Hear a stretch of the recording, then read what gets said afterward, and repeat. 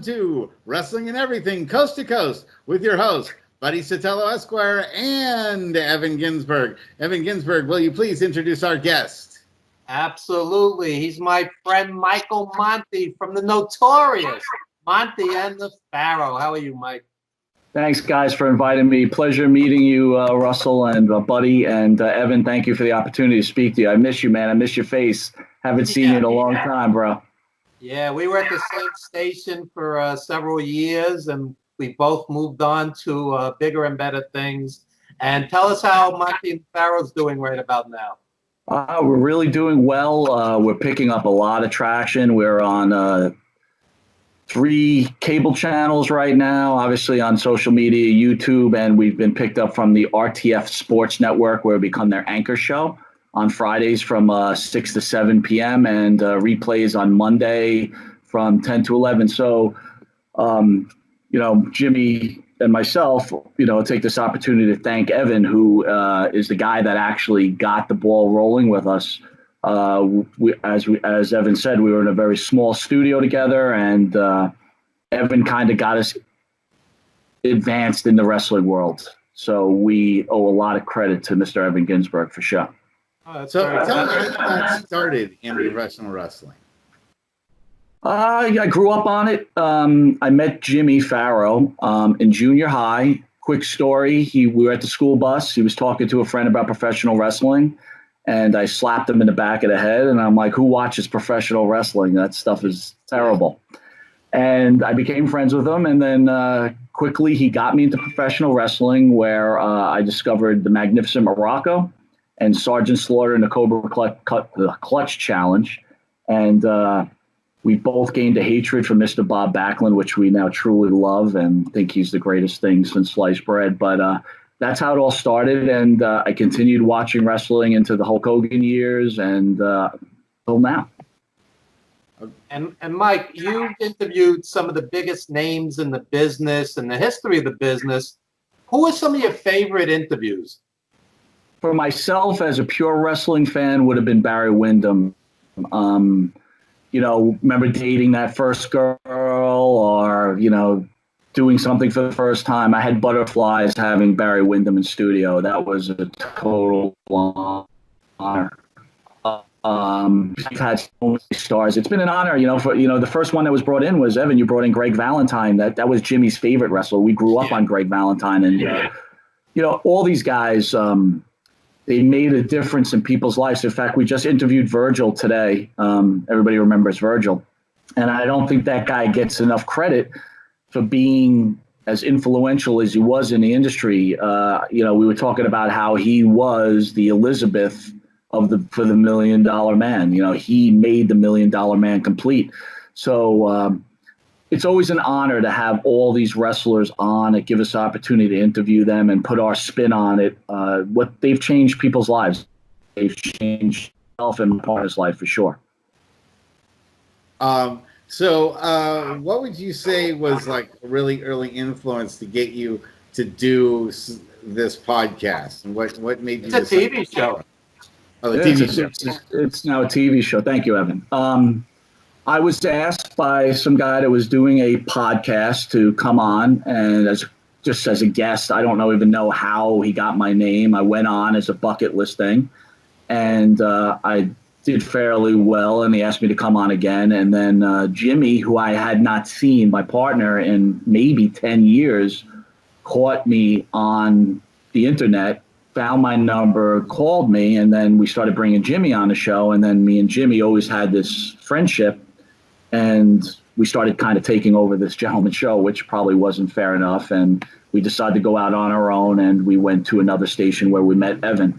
So it was something out of fun that ended up gaining legs. And I would say solely due to my partner. I mean, he's entertaining to say the least, and he keeps the ball rolling. But yeah, that's how it basically started going.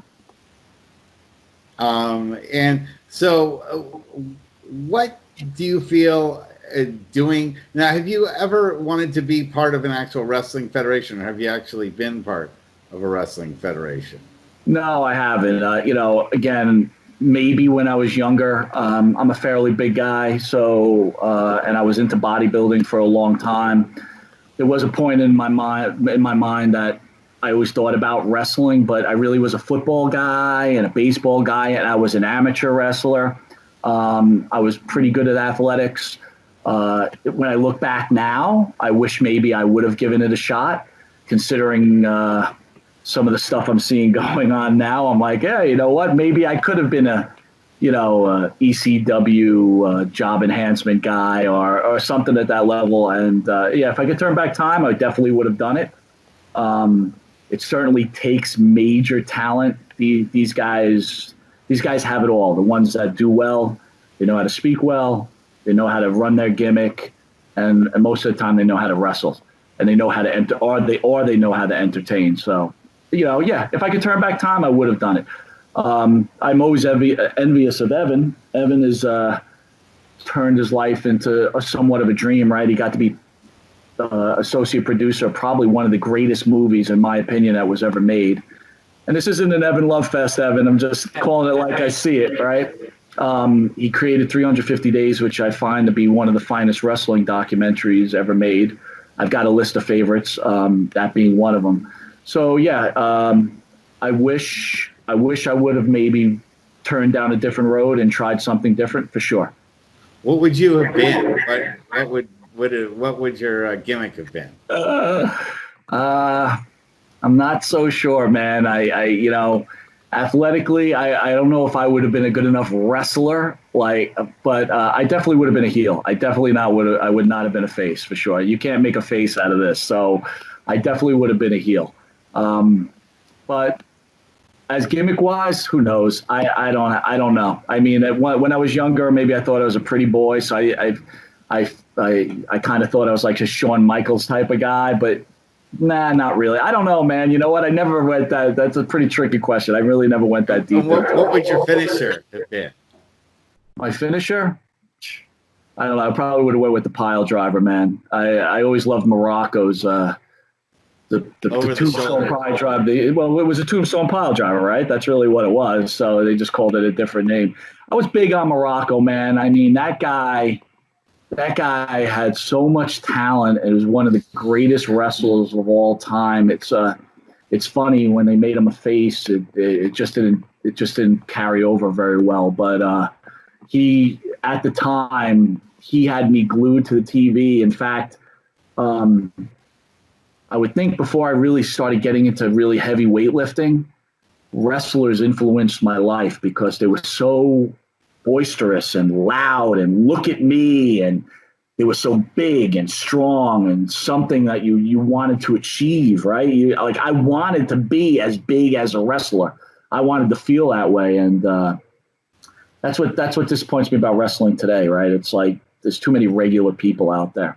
And I'm sorry, I understand that people can wrestle, but there's more in my opinion, to the wrestling game than just wrestling. So, I say it all the time. I don't want to watch a guy who I feel like I could walk into a ring and just beat up legitimately, right? I want to be scared of the wrestler that, I could tell you some wrestling events when I was in the Army, I had wrestlers chasing me around the arena. I was literally scared of them, right? I ran into Haku at a bar when I was in the Army and offered him to buy him a drink, and he looked at me like he wanted to bite my face off, and it scared me enough. But you were scared of Haku, man. You were scared of these guys. Some of these guys now, I'm just, I don't know. They're kind of ruining the sport, in my opinion, but that's okay. Just my opinion. That's an interesting take on that. Have you been watching wrestling recently with the empty arenas, and what are your thoughts about that? I watch pretty regularly for the show, right? Am I totally entertained by it? No, I think it's pretty bad. But I have to be fair, right? They're trying to entertain to the level that they can entertain at, right? We don't know how baseball is going to be without fans. We're going to see. We're going to see how football is without fans. So it could be equally as bad. Do I think the product is good? Absolutely not.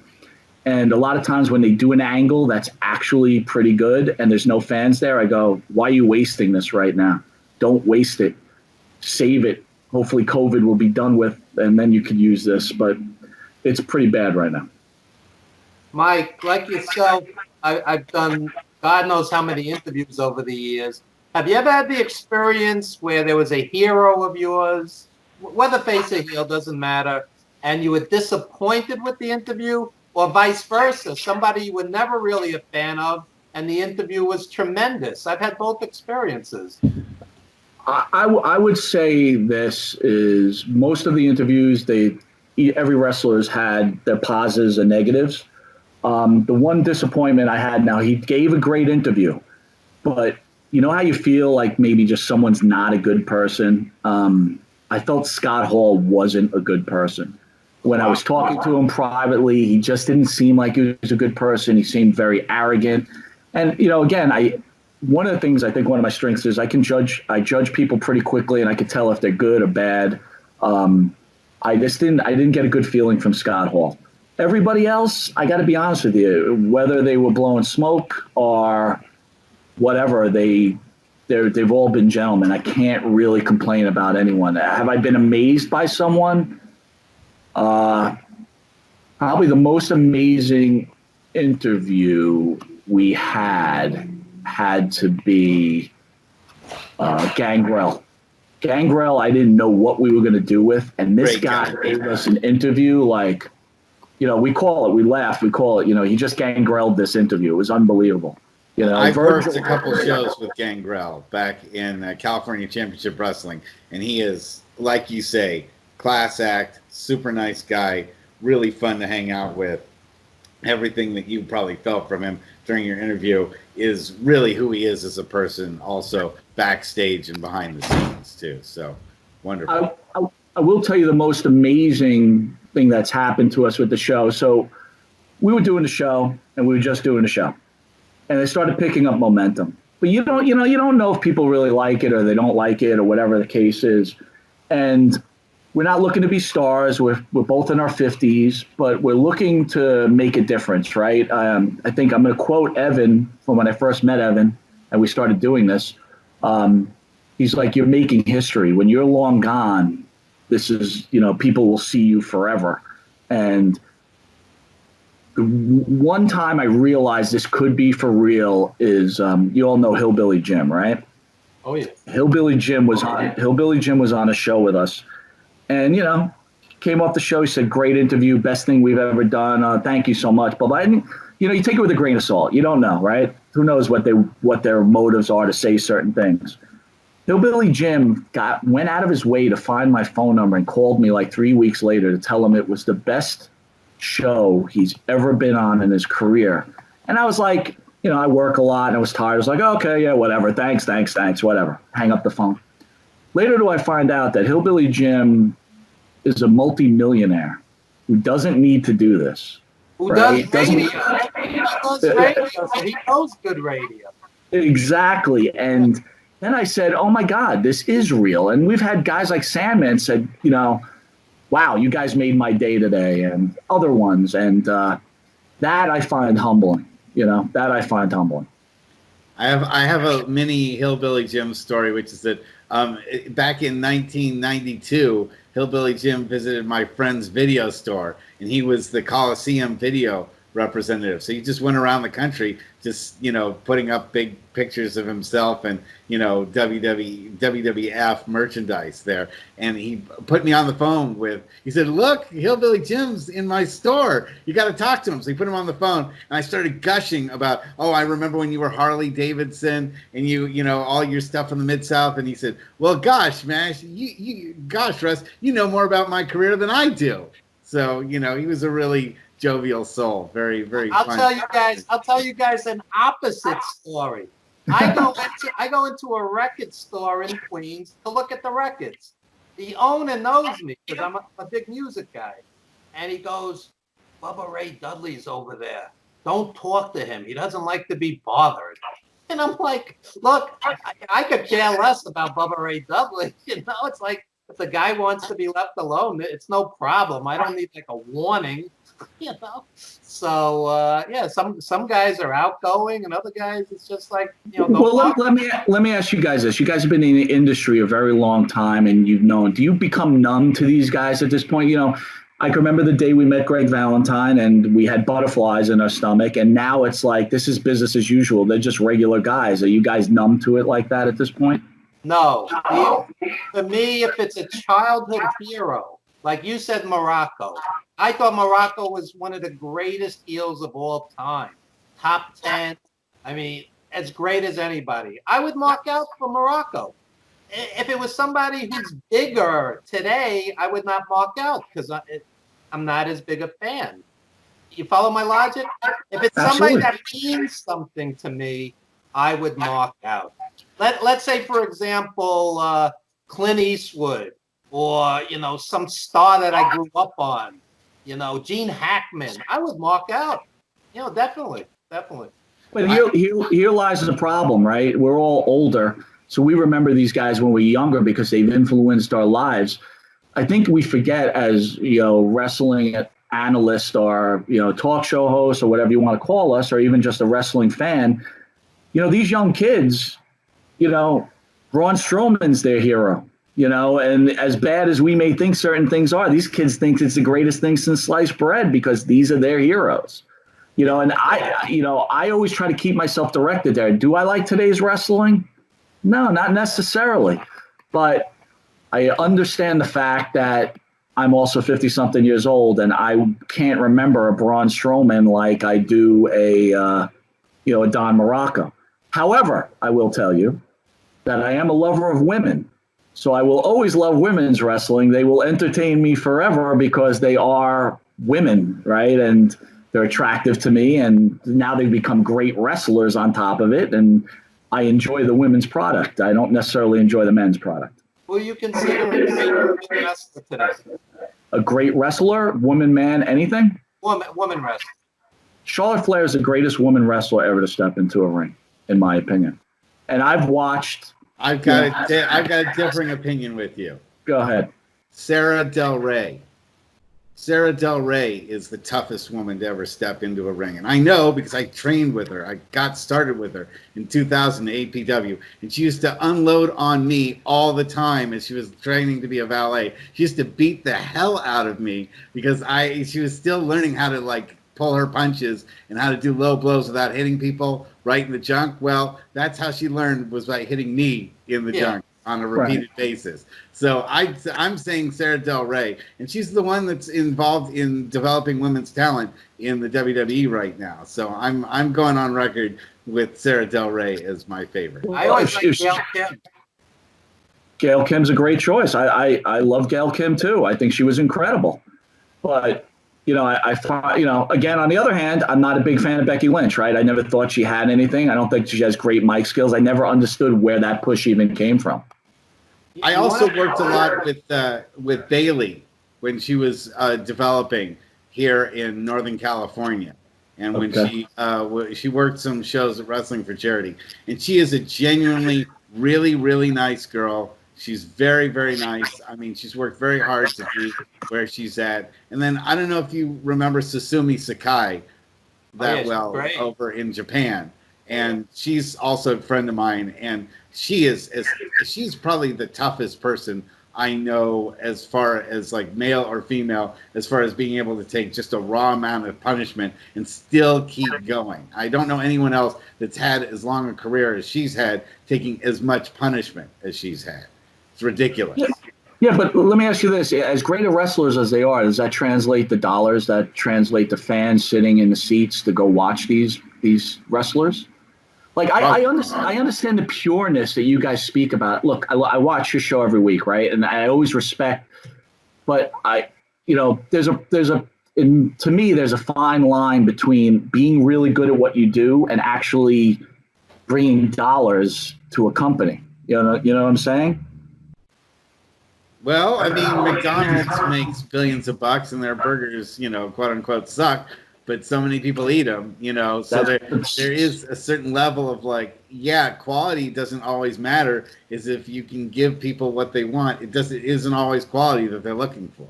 Well, so there lies the artist or the businessman, right? So to me, it's okay, would you rather be a small burger company where there's a few people that really enjoy it because it's just that great of a burger? Or would you rather be McDonald's who okay, Yeah, probably not the best quality burger, but enough people love it that they'll eat it. That's where the WWE is right now. They definitely have such a name associated product that people turn it on and they watch it, even though there isn't really the quality of matches there that say maybe you'll see in AEW. At least I feel that the quality of matches, the action in the ring, I'm enjoying in AEW a lot more than I'm enjoying with the WWE. And maybe you have a different opinion to that. I'll agree with you. I think AEW actually is a little more entertaining. But then again, I wasn't this pure wrestling fan. I got to be honest with you. I love old school wrestling, right? That's what I grew up on, and I'm going to call Hulk Hogan's era, old school wrestling. Okay. Even though I know it goes a lot further than that. But my point is this: when I watch those old school matches, I have a hard time. Because they're not great matches, right? There's a lot of stomping and arm bars and kicking, but it was everything that led up to those matches that made you want, go crazy when I was watching Madison Square Garden Network in my living room, running around like a maniac, watching what I can. I mean, I actually looked at a video back to Bob Backlund. And it's funny, when Bob Backlund loses that title to the Iron Sheik, and they do this interview with Lord Alfred Hayes with Arnold Skolin behind them. He said hurt back. I dare any wrestling fan to go watch that interview. If that's not one of the greatest interviews that was ever had in any kind of wrestling organization, I give Backlund props. And I forget that. I forget what led all to that, because you kind of lose traction with everything that goes on, right? You forget about those eras. But I guess my point to you guys is this. It's great that there's great wrestling matches, but the storylines are awful. So there's nothing that leads you to believe into wanting to carry on. And that's the bigger problem. And that's why I kind of give, again, Evan's not a huge fan of Randy Orton. I wasn't a huge fan of Randy Orton. But personally now, I think Randy Orton's giving some of his best work he's ever done right now. Whether it's a storyline or whatever, there's actually a storyline that you can get involved in. And then that goes back to my original statement of saying, guys, why are you wasting such great storylines when there's no fans? That's an appropriate point that you make. I mean, when you talk about, what the in-ring product that we have now, especially in the death of kayfabe, and you also have this chronic no-sell mentality behind stuff. I mean, when we were watching as younger folks, everything built up to a finisher. Everything built up to a finishing move. Now you basically have one finishing move following another finishing move, following another finishing move, and nobody sells. And then you have a 1-2 shoulder kick out. How many shoulders off the mat do you possibly see in one match now? Whereas in the older times, when a guy went for a pin, usually you'd see maybe 1 or 2 false pins, and then that would be it for a whole match. Now you'll see 1 or 2 false pins happening probably per minute in a number of situations. So why do you think that's happening? Short attention span, I think, and the fact that they're trying to cater to people that can't watch, anything without it being over the top and super spectacular every possible second. And Alice Cooper has a saying that when everything shouts, nothing does. Yeah, it's a great point. Yeah, and it's sort of, that's where we've got. I don't know how you dial back the action. And what I've seen from the WWE is how they'll do it is by having promos that are 20 minutes long. And so we're answering the question right there. They're not playing to the to the Russell Jackmans or the Evan Ginzbergs or the Mike Montes anymore. They're playing to the audience that doesn't have time to sit there and watch a 20-minute armbar. Okay, they don't. Again, they won't even extend a storyline. But again, they're playing to the masses. This isn't the only sport that does it. I don't know if you're a fan of football, but I mean, defense is nothing anymore, right? It's nonstop offense. You can't play defense. They don't want to see defense. Baseball, the same thing, right? It's like you don't want to see, the manager on the mound anymore. They're counting how much time you're at a mound, right? The attention span is not there, and it will never change. if we're looking for a rainbow that's never coming back. Mike, has there ever been someone that you've been dying to interview that you haven't at this point? Yeah. I think, well, I really want to interview Bob Backlund. I mean, that's definitely a milestone. And I guess I would shut down the show if I ever had the opportunity to interview Hulk Hogan. I mean, some of my other heroes are gone at this point. I mean, you know, if I could turn back time, I would have loved to have Roddy Piper. God, I would have loved to have Jimmy Snuka. I mean, you know, we were going to have Tony Atlas and Rocky Johnson in studio together, and unfortunately Rocky passed. And, you know, so that's the other thing. You know, they're starting to fall by the wayside now, and it's like, you know, we're losing opportunities to even meet these gentlemen at this point. And so, do you feel like there's enough appreciation by today's modern wrestlers for what these previous wrestlers have achieved, or do you think that they feel like they've been on their own? They don't really need to give the tribute back to a guy like Rocky Johnson, or that they don't owe much to a superstar Billy Graham for setting the stage because they have it hard enough on their own right now?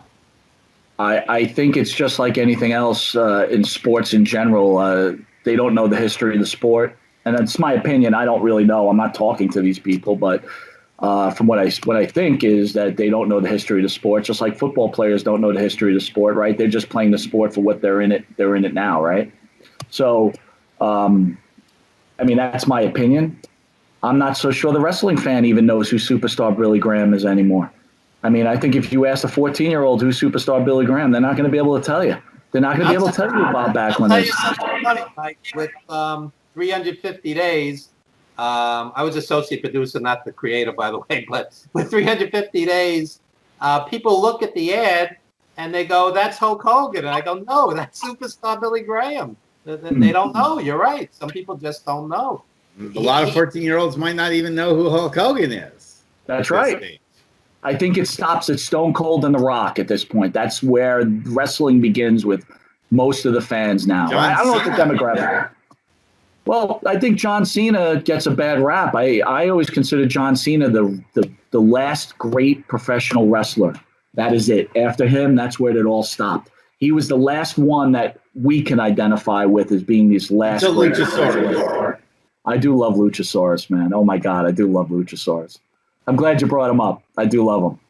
And I'm with you on that. Well, and Jungle Boy.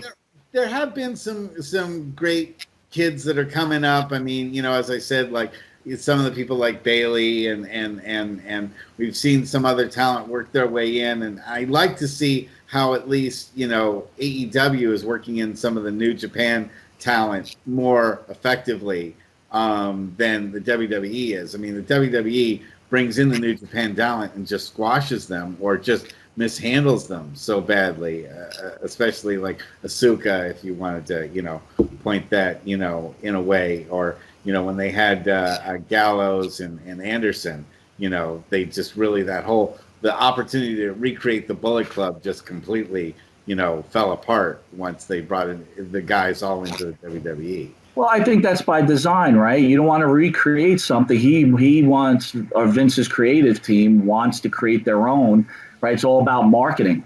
And then again, you know, I don't want to differ with you too much on this, but I feel like, you know, you got to make it on your own a little bit too. I mean, Gallows and Anderson, I don't know. They didn't really do much for me. Whether it was a WWE writing or not, I don't know. But even when they put them with Styles, I don't know. They just didn't. They didn't really do anything for me. Again, I don't know. You know, only time will tell, right? You know, when they show up, we're wrestling with now. They're going to TNA. What they call TNA now, or whatever. Impact. Yeah. So only time will tell if they can make a difference in Impact. I don't know. Good.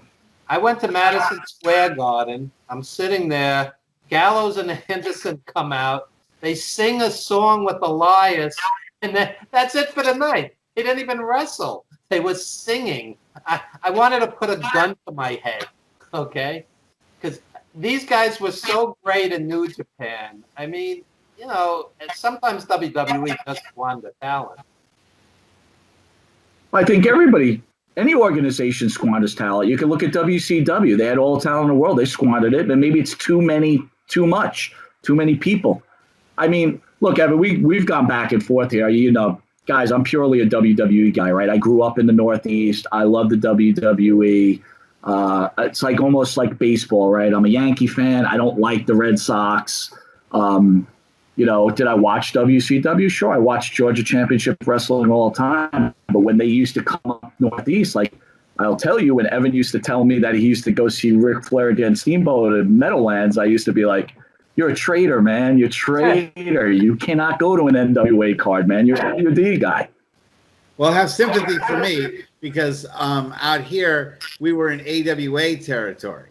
So we mostly got a lot of, you know, General Adnan LKC versus Crusher Jerry Blackwell as far as like main event matches go, or when the WWF would come around. The NWA rarely had any appearances here in Northern California. It was AWA territory. So that's my point. So you grew up on it. You grew up on AWA. So were you itching for the WWF or the NWA to come to your town, or did you feel like you had a loyalty to the AWA? Oh, I wanted the NWA to show up here so badly. I would have done anything. I still wish the NWA would do West Coast shows. I think that they've always really ceded that area over first to the AWA and now to the WWE and the WWF, WWE. They pretty much surrendered that entire territory. We never got to see Ric Flair except when he was with the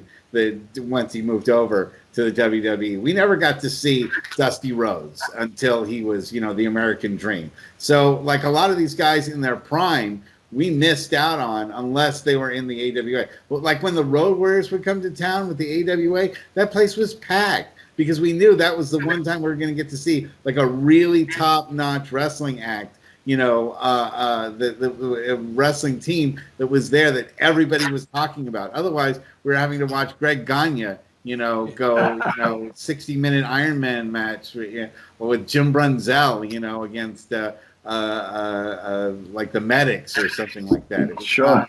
Yeah, the AWA matches really left something to be desired, you know. So yeah, but you know, you did have all the top talent went through there, right? You had Adonis and Ventura, right? They were there for a while. You had the Freebirds. I mean, again, as a WWF guy or a WWE guy, I was so into the Freebirds against the Road Warriors in the AWA, but it fell so flat for me. Every time I caught it, I was like, man, they're just making a mess of this.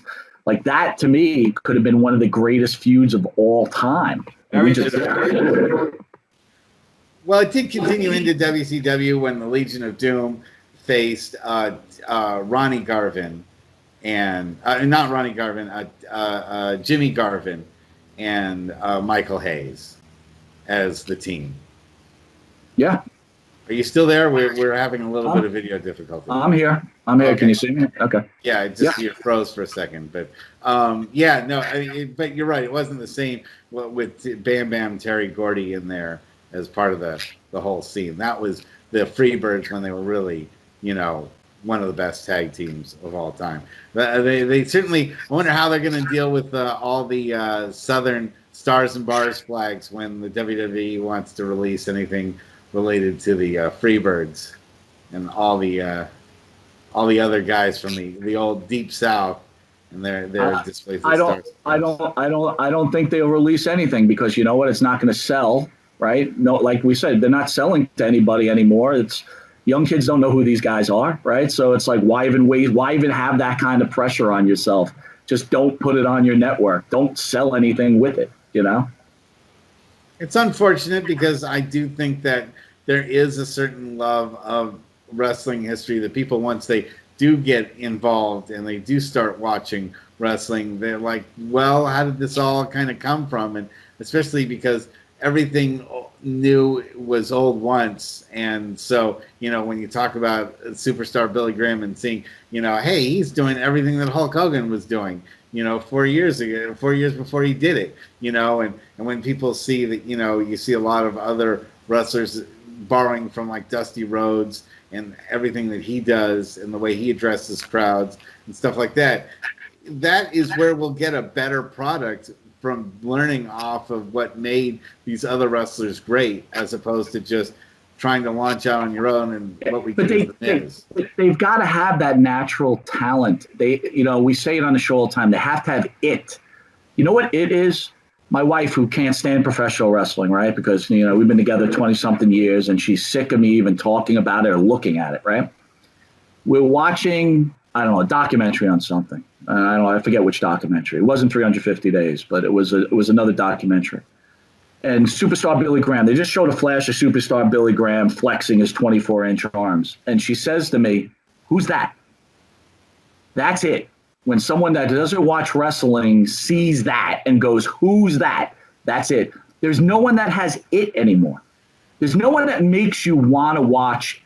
When the glass used to break and Stone Cold used to come out, you'd get, at 30-something years old, the hair on my arms used to stand up. When Hogan came out, or, I'm sorry, guys. I mean, I know, Evan and I have just discussed this too, but when Andre faces off against Hogan, no matter, I've seen them fight a million times, right? Back in the day at the Long Island Arena. But that matchup and them staring at each other, my heart was going crazy, man. It's not happening anymore. We're never going to get to that point anymore. They're not making those type of stars, or there's not enough talent out there that someone has that type of stars. As great as AJ Styles is, if AJ Styles was a wrestler back in the 80s, I don't think he's anything special. It's very hard to have that perfect combination of charisma, talent, gimmick, great promos. Morocco is one of the few, Ric Flair. It's few and far between where you put all those pieces together. And you're right. Today, there's great wrestlers with charisma in Japan, like an Okada, but I don't see too many on American TV where I go, wow, I must pay to see that match. And where do you think that leads the future of wrestling? Because maybe it's eating itself in a lot of ways and becoming so just for the super fan that it's lost that sort of mass appeal that it had once in the 80s and early 90s. I think it leaves it in really bad shape. Honestly, like our show's based around, actually, it's about new wrestling, but a lot of it has to do with old wrestling. It has to do with reminiscing about old wrestling and interviewing older stars. We've had some newer stars on, but I think wrestling is looking at a really troublesome future. Huh. You think it's bad now. I envision wrestling to be almost like a video game. Where, a guy gets charged up by a battery, after 10 minutes. I mean, look, I understand they're doing what they have to do, but how do you come back from a pay-per-view where you threw people off the top of a building? I know we're suspending disbelief, but you don't come back for that type of stuff. Or a guy gets buried in a graveyard. There's campy, sticky stuff out there, but there comes a point where you can't go that far. Interesting. No, that's an interesting point we haven't had a lot of people bring up. And yet, what's the alternative? I mean, I felt for a while the NWA was putting together an interesting kind of counter product by having something that was so studio-based and really bringing it back to the way things looked like back in the Crockett promotion times. And I really liked that. That was something that I actually enjoyed quite a bit. And the corniness of the question mark and the fact that the interviews were really, no more than 5 minutes long, and that they had, only an hour show. I think that was one thing that I always talk about on this show, is that when we were younger, finding wrestling was kind of a chore, and at best you got 2 to 3 hours of it a week. And now that you have just 2 or 3 hours a night, sometimes every night of the week. You're close to it now. When you add in Impact, when you add in the NXT shows, and you add in New Japan, you get a lot of wrestling per week. So its exclusivity is a real problem. It would be great to. What I liked about the NWA is its 1 hour format. It really made you get to the point. You didn't show replays of what just happened. You don't have the commercial breaks while the wrestling is going on and shrinking the wrestling into a tiny little box while, Geico Lizard is trying to hawk you something. Yeah. Everything would fit within, whatever time limit they had. And I think that sort of thing, that's sort of the cheapening of like, well, you know what? Wrestling is important will be as important to you as, Flo and her, insurance stuff is. That sort of like putting them side by side and saying, well, yeah, your attention will be just as equally divided between these two. I think it's a real problem for wrestling. It's really degraded it to a level where people don't feel they have to pay attention to what's going on in the ring, because what's going on in the ring isn't important anymore. I think there's a really great points, but I think we're missing that. Here's the facts. Times have changed, right? We're doing a interview over a computer out of 3 different locations. You don't have to watch wrestling the day it's on, because you could catch it tomorrow on Roku or YouTube or Facebook, right? It's not must-see TV. That's where it's all lost. It's like, you have to watch a football game, right? Because there's an ending and you want to see that ending. Wrestling's predetermined and whatever. And again, there's no, like I said, there's no stars. There's no someone that you have to go watch anyway, right? So this is a problem. COVID's a problem, certainly for everybody on this planet. But for wrestling, there could be a legitimate point where wrestling, in my opinion, dies. If COVID goes into next year, even a billion-dollar company like the WWE, in my opinion, who knows? Maybe they just shut it down, maybe not shut it down, but sell it off to Fox Network, because they just can't support it anymore. I mean, they're living on these television contracts. You think Fox, I don't know how long that's going to go for, but you think anybody's going to renew for this type of stuff? It's drawing no ratings.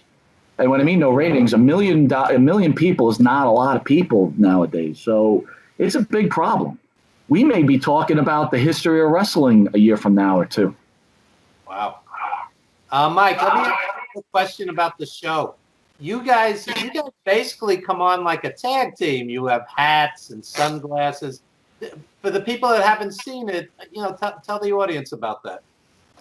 So, we decided to, build some sort of format where we're a little, gimmicky, right? So like a gimmick, Jimmy Pharaoh, he's the Pharaoh, and he wears a baseball hat backwards with a cigarette in his mouth and his sunglasses. Just like the Pharaoh. That's right, almost. And then, myself is myself under my name, but I wear a hat and glasses. And, we wanted to build these cartoony characters and, something that we could actually market, and see how that went. And, look, the show is based on 2 older guys who grew up as fans that have never been in the business like you 2 gentlemen have been, right? We don't claim to ever be in the business. We never worked for a wrestling organization. We are fans that paid I forget what it cost back then, but, to sit in Madison Square Garden every month or the Nassau Coliseum, and we idolize these guys and we love these guys and we wanted to be these guys. And at 50-something years old, now we're interviewing these guys that we wanted to be, or we talk about wrestling as a fan and what we think. And at no point do we act like it's like we don't hold kayfabe or act like it's real. We don't prejudge. We say if we don't like something, but I certainly I see a lot of broadcasters or podcasters saying, well, if I wrote or they should have did this. Listen, I'm not a writer. I can't, it's very easy to pick on someone's work. I can say whether I liked it or not, that's fine. But, but everybody seems to think they can, in this world now, can do everybody else's job, or they could have done it better. Let me tell you something. If you're a writer and you think you could have did it better, believe me, they would have hired you by now. and they haven't. So whether you think you could have done it better, obviously you can't. Or, a lot of people, if I ran the WWE, no, you're not running the WWE, and you could open up your own independent thing like the NWA, and let's see what you can do with that. Go get your investors and show me what you're worth. That's my whole point. Everybody in this world now can do everything better than everybody else. And the show's based on, this is wrestling. Talk from the heart as a fan. Some people hate it. A lot of people like it. We're building a pretty solid fan base. Sometimes we upset people. We say things, look, we're WWE homers, right, Evan? I mean, I got to say it right now. Me and Evan go back and forth about a lot of different things. And if you want to discuss that now, we can, Evan. That'd be great. We have a belief. But the one thing is, I respect everybody's opinion, no matter what. I'll be honest. I'm a big fan of Vince McMahon. I'm a big fan of his management style. I'm a big fan of the way he's run his business. I'm a big fan of the way he took his father's business and really just mowed all over everybody. And there's a respect level. Do I feel bad for some of the people that this happened to? Yeah, sure I do. But again, just looking at Vince McMahon as the businessman, you asked me who I'd want to interview. Vince McMahon is the guy I'd want to interview because that's the guy that I probably have the most respect for in this business. And interestingly, I would enjoy interviewing Vince McMahon because I think it's loathsome that during a pandemic, he made $177 million while laying off dozens of employees, keeping his kids on payroll and family. And for example, Carl Anderson said Triple H looked at him during contract negotiations and said, I look at you and I see your kids, and what if AEW doesn't last? I promise WWE will always be here. 6 months later, mid-pandemic, got rid of them. So, it's not just about making money. These are people sacrificing their bodies. And a lot of wrestlers do not end up well. And partly that's because there's no pensions, 401ks, or health benefits.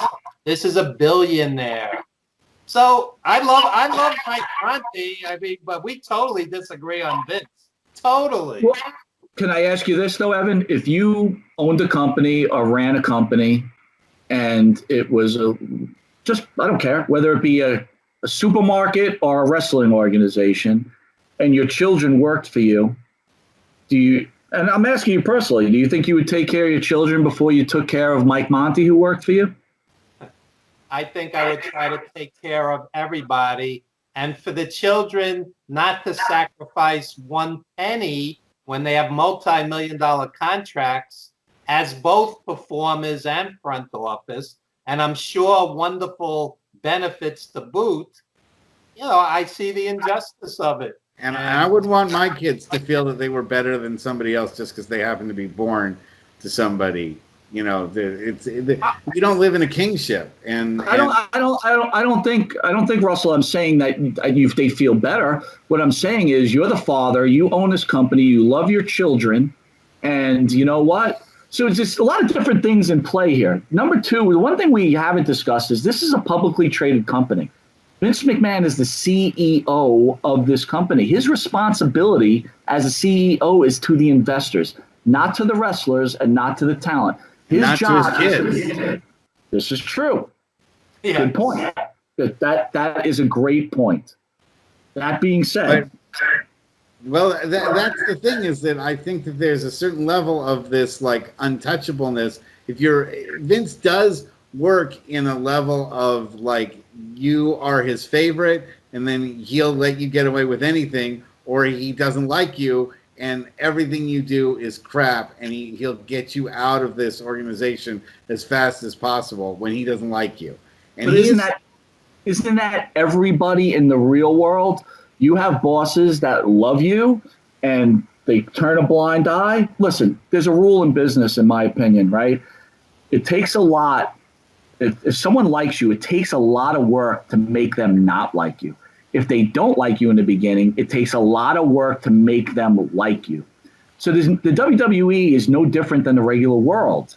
Vince McMahon is a human being just like yourself, me, Evan. Okay? Yes, you got valued points, but again, he does have a responsibility to the investors. But here's a point that the fans often neglect. Creative, the ironically named creative, their job is to find roles for these wrestlers, to put on great angles, have great matches, have things that we care about. What we were all agreeing on earlier is there's very little that we care about that we're emotionally invested in.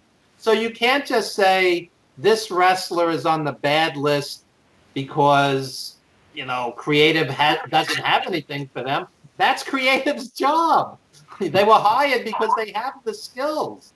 So, the truth is somewhere in the middle. But just to say this guy's on the bad list and he sits there twiddling his thumbs and then is unceremoniously future endeavored, as they say, it's not quite fair to the wrestler.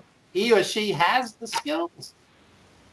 Do you know that the WWE pays companies, I know the particular company that they pay, that sits there and follows the ratings and everything that's going on. And if, Russell, you come out for your little segment and it does very poorly, that's measured. And they have all these reports. And even live during a show, for example, if Evan was to come out and all of a sudden there was a spike, what they do is they bring Evan out again. And what happens is that's how they try to keep this production. They present these to advertisers, yada, yada, yada. But my point here is this. There's so many wrestlers in the WWE. There's not enough room and there's not enough time. And they're not talented enough that they could all go on at the same time. And honestly, in my opinion, they had no choice but to cut some of these people because they're not bringing any money from the live events. They're suffering just like everybody else. So you're right about creative, Evan. It is their responsibility. But again, I think back in the day when they made somebody dress up as Doink the Clown, it was up to Doink the Clown to make something out of that character, right? Whether they did it or not is up to them. Yes and no. I sat in Madison Square Garden. Steve Austin comes out as the ringmaster. Second or third match. Nobody cared. A year or two later, he's the biggest star in the world. So it's still up to creative. If you're not going to let somebody be themselves, like AJ Styles is AJ Styles, and it works. But if you're going to give somebody a stupid gimmick, it's on you. It's on you. WWE over the years has killed a lot of great wrestlers. Sure. Barry Windham. God, what they did to Terry Taylor, I cringed 30 years later. Terry Taylor was up and coming in NWA. So, see, now I'm a huge Terry Taylor fan, but I'll challenge you with this. My belief is the Red Rooster could have been a good gimmick. My belief is he didn't believe in that gimmick, and he went out there and half-assed it. I was a big fan of him, and I really loved the Red Rooster. I got to be honest. I think he just didn't want to do it. And I saw him 6 months earlier in Philly with the NWA, and the guy was great and climbing the ranks. So the TV title match I remember him having with Jake the Snake Roberts in Mid-South was off the hook. That was a hell of a match. And Vince didn't know what to do really with Terry Taylor. And I think the Red Rooster was this, I felt also like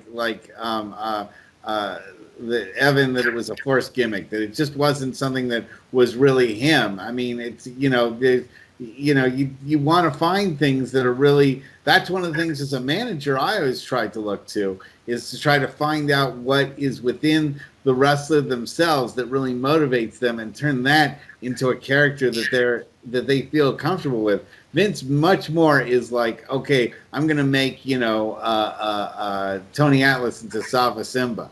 Because I want a big jungle warrior. I'm going to make Crime Time, happen, even though, those guys aren't a perfect fit for each other, at the time. They hadn't really worked with each other that well.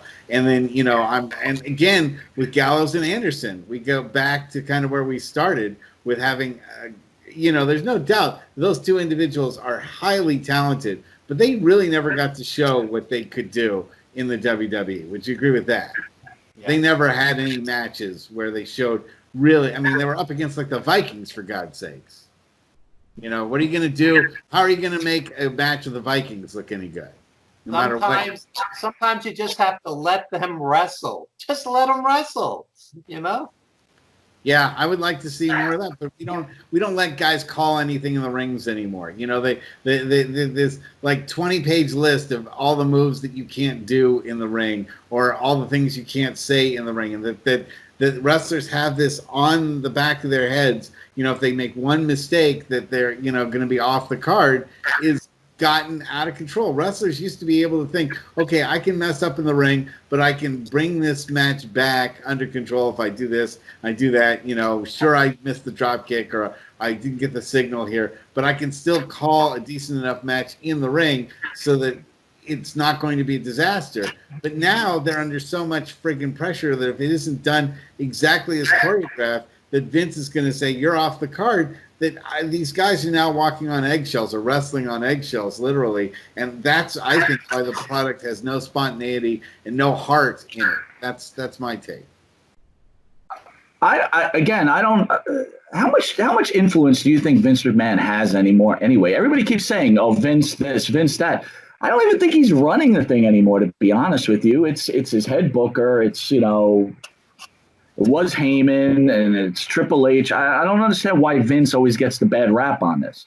Like, why is it Vince? I don't know how much. I know some people in the WWE, and I don't know what kind of involvement he has with what goes on the shows anymore. I got to be honest with you. Well, for example, he said he's tired of Shayna Baszler. They'll just stop a push like that. Well, did you think Baszler was going anywhere? Were you enthralled with her? We're like, oh man, I got to catch Baszler this week. Well, if I was the promoter, I would have had her and Ronda Rousey, two MMA champions, and go at it. Same with Lashley and Lesnar. Yeah. To me, that made sense.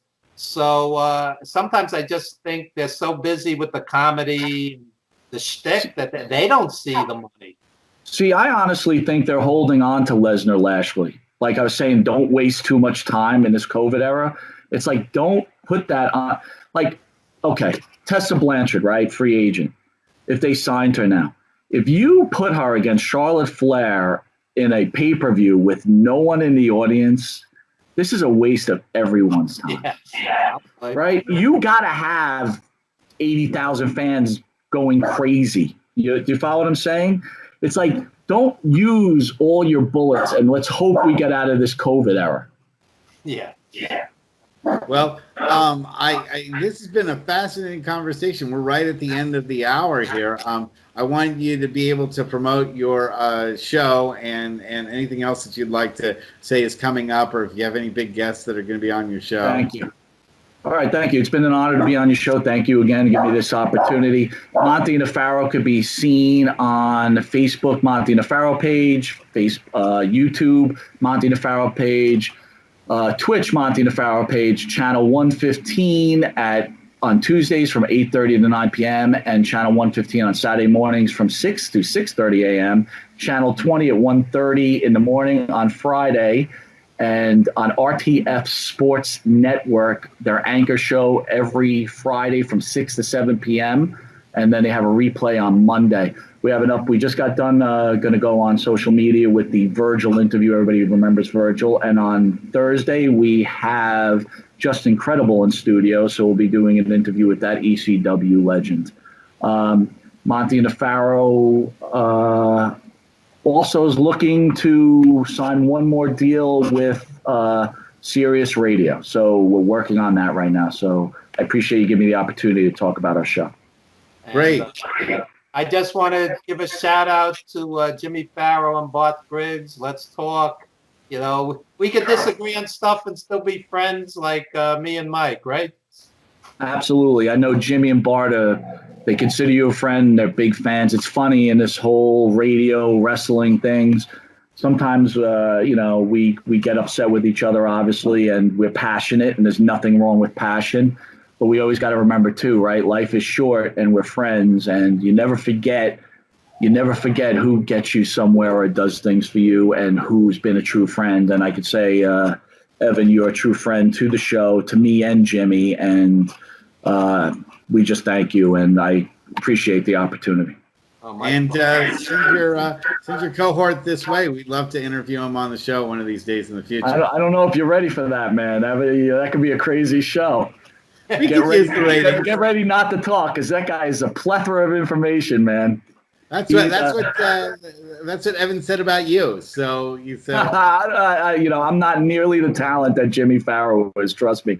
I'm the guy who just like this is straight man. Jimmy Pharaoh is a true talent, just like you and Evan. You guys are true talents. I'm just the guy in the corner. Well, it looks like your dog is telling us it's time to wrap things up. Yeah, I appreciate it. Thanks, guys. Okay, thanks. We'll see everyone next week. Thanks for being on the show. Bye-bye, everybody.